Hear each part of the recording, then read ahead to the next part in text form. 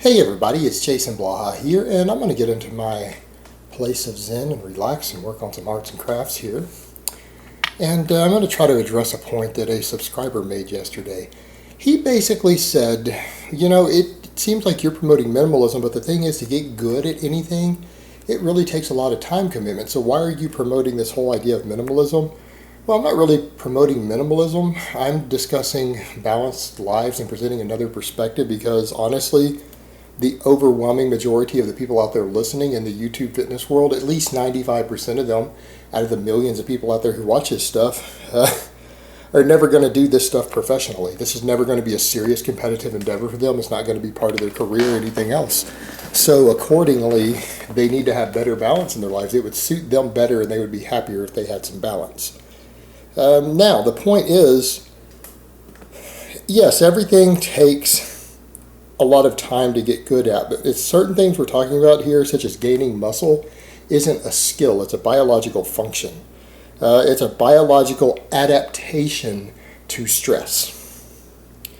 And there's a finite amount of it that you can develop, and there is a very rapid amount of diminished returns that you can develop from trying to work on it harder. Meaning, if you work at a certain threshold and you put in 5 times as much work on this endeavor of building muscle mass, you're not going to gain 5 times more muscle for the 5 times extra work. You might gain 10% more muscle for your 5 times as much extra work. And that's what people need to realize. We're not talking about you're going to get some proportionate amount of effort back for your work. And if you guys want me to prove that to you, I'm going to give you an example. Let's say you take 2 guys who were basically identical twins. Let's say you had an identical twin or a clone out there of yourself. Your twin starts training years before you do. Let's say that they start training 4 years before you do, and then we're going to compare you at the 1-year mark. And they put in 5 years of work, but all they did for the duration of that 5 years, they came in and lifted weights twice a week for 45 minutes. And they did maybe 1 good work set on squat, bench press, deadlift, overhead press, and like weighted chin-ups. 5 exercises and maybe throw some curls or something in every now and then for fun. They're in and out in 45 minutes, 1 work set. An hour and a half a week.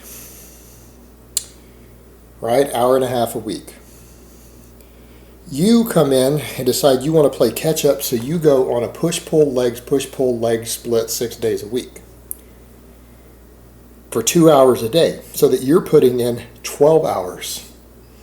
12 hours of work. That is what? 8 times the amount of work that they're doing. So by the end of that first year, you've put in 8 years worth of their work versus their 5 years of doing their same amount of work. Who's going to be bigger? At the end of your year, you will have done 8 times as much work as they did over your year as they did in their 5 years, but they are probably going to have more muscle mass than you do. They're going to be bigger than you and they're going to be stronger than you, even though you've put in more total hours, considerably more hours, and 8 times the amount per year than they put in. You did 8 years worth of their work in 1 year, yet they're still bigger. Why is that? Because when it comes to weight training, there is a point of rapidly diminished returns by which you can gain muscle mass. Your extra amount probably only netted you 10%, maybe 15% more muscle mass in your first year than they gained in their first year while doing 1/8 of the work.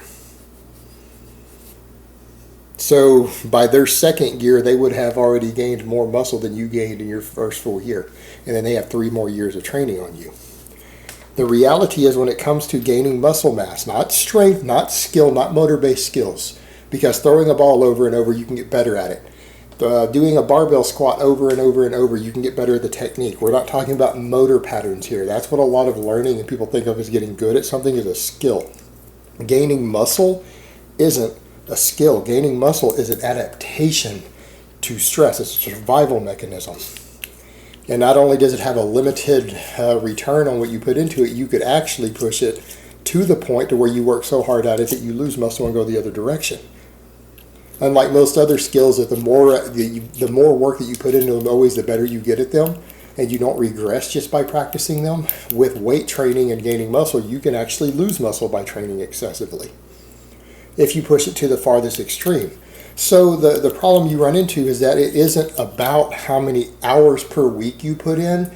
It's about how many months, weeks, years that you consistently put in the work. So we're talking about basically your hours versus your years in the gym. Your years in the gym are going to be worth far more. And here's the other thing. You take the scenario I just described, guy putting in more volume is more likely to burn out.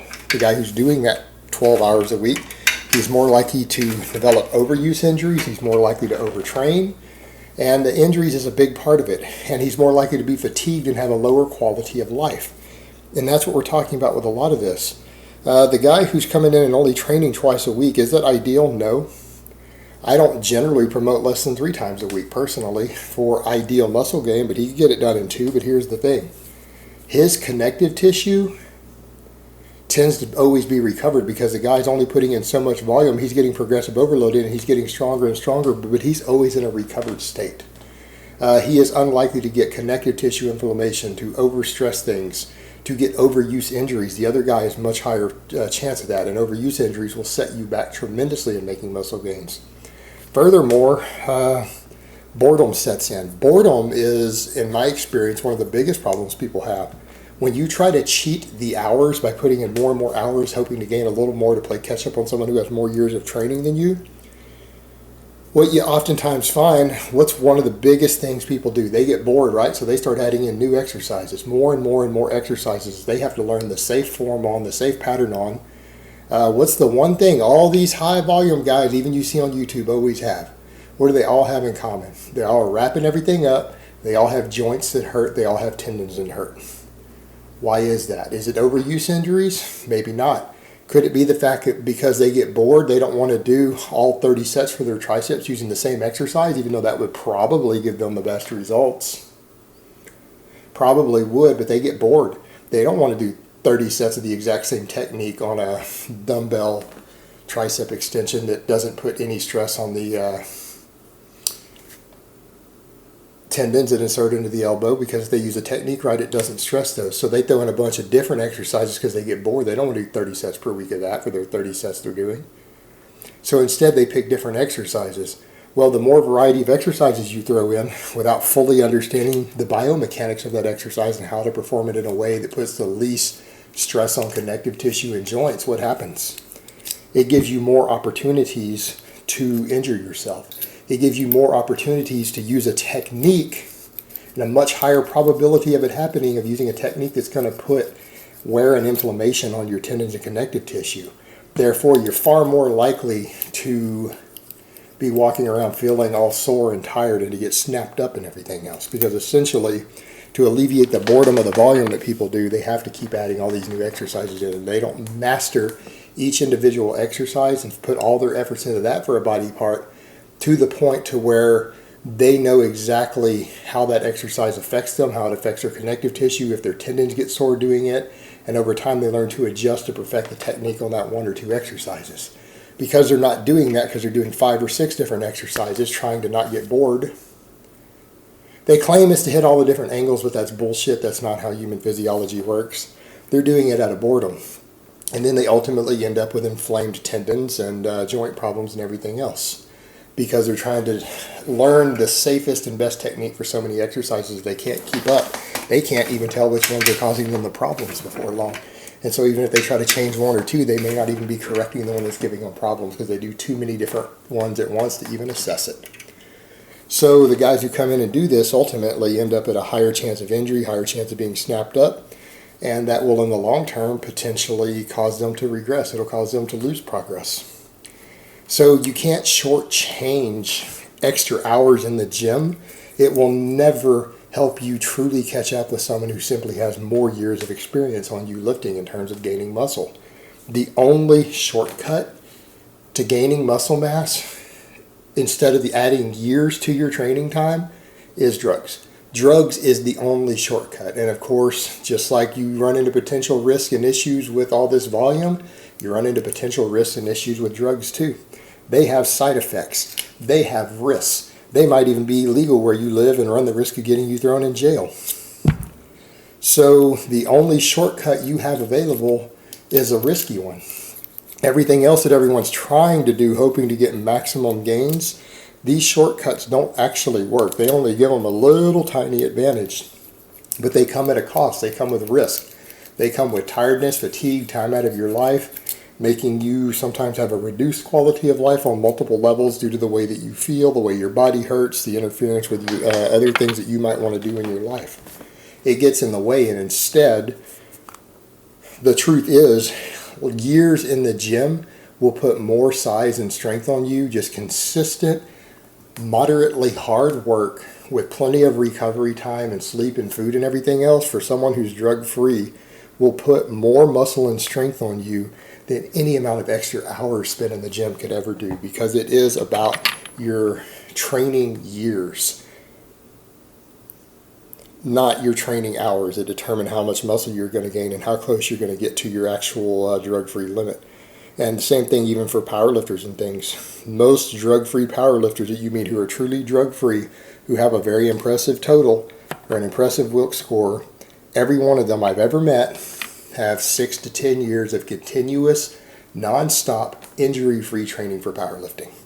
Every one of them that I've ever personally met. Same thing, the training years in the gym cannot be beaten. There's no shortcut around it other than drugs.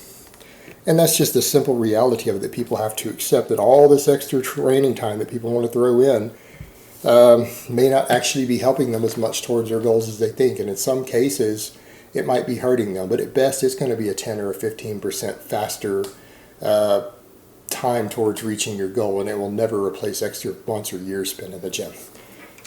So that's why I'm discussing this sort of stuff, so that people understand that and it can help them bring balance to their lives and realize that not everyone, in fact, the vast majority of people watching these things have no real need to dedicate their entire life to training and making gains as much as they think they do. And anyone who's willing to dedicate that much of their life to it, why they're not on drugs already, doesn't even make any sense. If it's that important to them that they're willing to throw away huge chunks of their quality of life trying to chase a 1% faster muscle gains, at a certain point, why those people are even staying natty doesn't even make sense anymore. They would get so much more out of just going on a bit of gear without making all those extra sacrifices in their life at that point. But again, that comes with its own risk, and it comes with its own costs and its prices as well. So even then, it's a shortcut, but it's not a free shortcut. But ultimately, guys, the point I want to make clear here is, at the end of the day, minimalism doesn't actually hurt you as bad as you think it does towards reaching your lifting goals as far as gaining muscle mass goes. Minimalism will, at worst, slow you down just a little bit. But what you gain with it is feeling better, less chances of injury, better recovery, and in many cases more free time and a higher quality of life, while still gaining 80 or 90% of the muscle that you could be gaining just destroying yourself in the gym every week. Again, there's a compromise to be made either way, and it's up to each person to figure out where they fit in that compromise, what's important to them. It's not my job to figure that out. I'm simply trying to provide an alternative viewpoint, a dissonant voice, because it seems like so many people in this community are so obsessed with pushing only the hardcore end of things that they're not factoring in that there's way more to it than that. And the majority of people probably shouldn't even be doing it on the hardcore level. It's not really conducive to their life goals or what they really want out of life at the end of the day. And some of them only do it and only go the hardcore route because someone else inspired them to do it on the internet, and they're never really going to get anything out of it. It's not going to be fulfilling to them in any way. So that just is what it is. That's why I'm presenting a different side for people to understand there, because there's more than one side to this story. There are two different sides, and there's more than one type of person who train with different goals in life. All right, guys, but that's really all I have to say on that today. I hope it's been informative, and I will talk to you guys next time.